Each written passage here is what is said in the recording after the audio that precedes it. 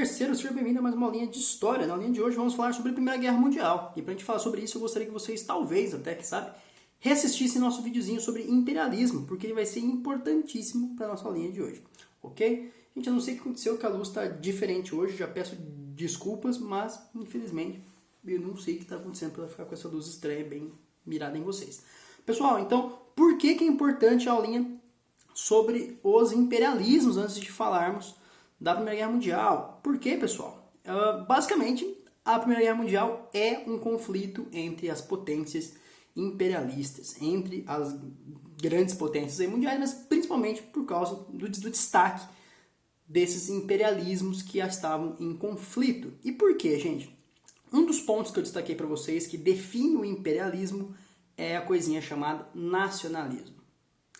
Então, todas as nações imperialistas vão ser marcadas pelos seus nacionalismos exacerbados. Estados Unidos, Inglaterra e, nesse caso aqui, principalmente uma Alemanha. Então, por que é importante a gente tenha isso em mente? Porque chegará um momento que o nacionalismo da Alemanha vai começar a querer sobrepor. Vai ter um conceito nele, um ideológico, que ele deve se sobrepor sobre os outros. Deve sobrepor sobre as nações. Então, aí que está o problema, não é? Então, pessoal, a Primeira Guerra Mundial é um conflito que vai acontecer entre 1914 e 1918. Também conhecida como a Grande Guerra, porque antes dela ser a primeira, né, antes tinha que ter a segunda, né? Então, essa é chamada de a Grande Guerra, por causa que era o primeiro grande conflito mundial. Então, as consequências da Primeira Guerra Mundial, que nós podemos adiantar aqui brevemente, é uma ascensão econômica rápida nos States, mas muito frágil. É uma situação que termina meio humilhante para a Alemanha, o que vai fazer com que aconteça uma Segunda Guerra Mundial, tem esse sentimento revanchista por parte da Alemanha, entre outras coisas. Mas, por enquanto, vamos por partes, ok?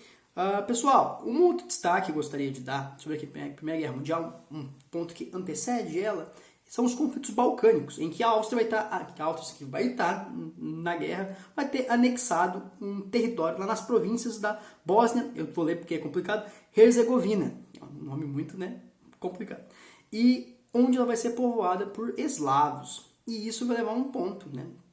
Essa anexação, os eslavos não vão levar isso muito na boa. Os povos eslavos vão ficar, né, meio contrariados. Mas o principal ponto que a gente tira dessa situação, que vai sair dessa anexação territorial, é que, de certa forma, o nacionalismo sérvio vai se relacionar com esse pan-eslavismo que basicamente consistia na luta dos eslavos contra os alemães.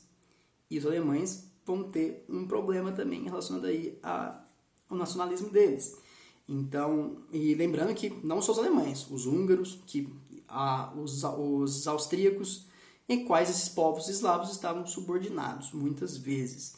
Então, aí vocês já estão vendo onde começa a se formar o problema. Então, da onde vai surgir o problema da Alemanha começar a querer incentivar outros países a entrarem em guerra? Bom, vamos lembrar quem vai entrar em guerra com a Alemanha antes da gente pensar em por que ela vai entrar. Mas a primeira parte, né, do conflito, na primeira parte era Alemanha, Áustria-Hungria e Itália. Se a gente pensar bem, Itália e Alemanha estariam juntos aí, alinhados com a ideologia do fascismo na Segunda Guerra Mundial também. Então, vamos começar a ligar as coisas aqui que isso vai ser importante, ok? Então, por quê? Começa a nascer na Alemanha, dentro do sentimento nacionalista alemão, um sentimento que vai estruturar diversos esquemas ideológicos, inclusive que vão ser suficientes para pautar em algum momento o nazismo. E esse sentimento ideológico dizia que todas as raças, além da raça alemã, eram inferiores a ela. Para além da raça alemã, eram inferiores a ela, e que, por ser superior às demais, o destino da Alemanha era controlar o mundo. Primeira Guerra Mundial, gente. Isso vai ser também um tema, né? Isso vai ser um ponto importante da pauta da Alemanha nazista na Segunda Guerra. Então, temos alguns problemas aqui, né?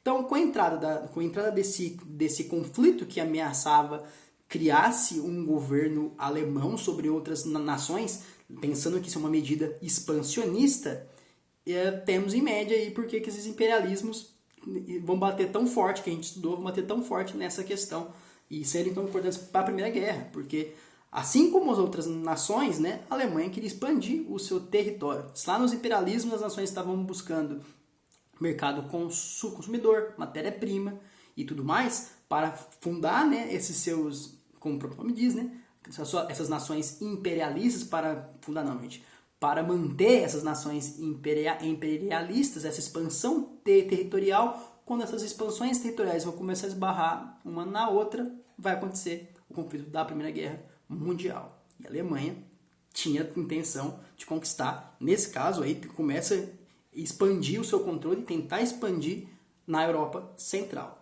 Incorporar todos, né, os povos da Europa Central aí em um domínio. Então, aí que está o problema. Um destaque, gente, que vale separar aqui, qual que é a diferença, então, dessa ideologia para a ideologia nazista?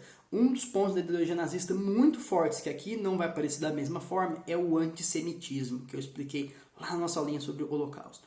Então, só para vocês entenderem isso aqui e ter essa diferença. Então, novamente, a Tríplice Aliança, né, que seria a parte que está tentando, né, essa parte de dominância, né, eu falo muito, né, essa tentativa de dominância, estaria a Alemanha, Áustria, Hungria e Itália.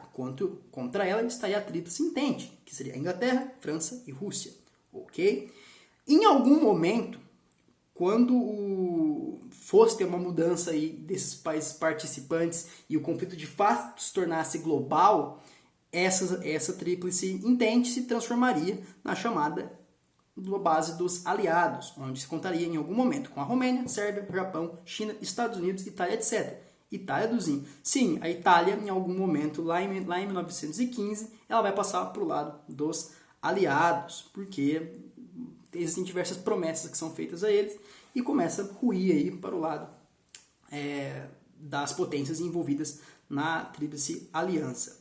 E a Tríplice Aliança vai se transformar também nas potências centrais: Alemanha, Áustria, Hungria, Império Otomano e Bulgária, ok? Então, só para vocês terem isso em mente, está assentado aqui o nosso conflito, tá? Está organizado. Mas que medidas levaram os Estados Unidos a entrar? Os Estados Unidos, como você deve imaginar, assim como na Segunda Guerra, os Estados Unidos não entra de imediato. E acabamos de falar como foi feita essa divisão desses grupos que estavam em conflito. Pois é, os States, gente, ele não vai entrar em conflito de cara mesmo. Não vai entrar em conflito de cara, ele vai permanecer neutro e vai estar negociando com os países envolvidos no conflito. E isso vai ser rentável para os Estados Unidos, como vocês devem imaginar. Só que como que isso começa a dar errado? Houve uma guerra naval. Lembrando aí que a Inglaterra é conhecida pela sua capacidade naval, e vai acontecer um bloqueio naval contra a Alemanha, feito pela Inglaterra. Em algum momento, a Alemanha vai desistir de talvez furar esse bloqueio e atacar a Inglaterra diretamente. Então, o que a Alemanha vai fazer? Ela vai tentar, talvez, quebrar de dentro para fora a Inglaterra. Então, o que ela pensa? Vamos tentar sufocar essa economia inglesa, que eles quebram de dentro para fora, a gente não tem que atravessar o bloqueio continental. E eles começam a afundar os navios britânicos. Entendem agora? E eles afundando os navios britânicos, qual era o contato? Como é que vai chegar gente para levar mantimento? Como é que vai chegar gente para ter comércio? Então, lembrando que a Inglaterra estava conversando com os Estados Unidos nesse momento. Então, que estava neutro. Então, se a Alemanha começa a atacar esses navios, para de chegar coisa na Inglaterra, e a ideia é que isso quebrasse a economia da Inglaterra para enfraquecer o bloqueio e eles atropelarem. Acontece que numa dessas brincadeiras, a Alemanha afundou um navio estadunidense. E aí mora aquela coisa que é até um meme na internet, que é os Estados Unidos virando e fala: ok, now that's my problem. E exatamente, foi isso que aconteceu. Agora isso é problema meu. Se você me atacou diretamente, agora isso é meu problema.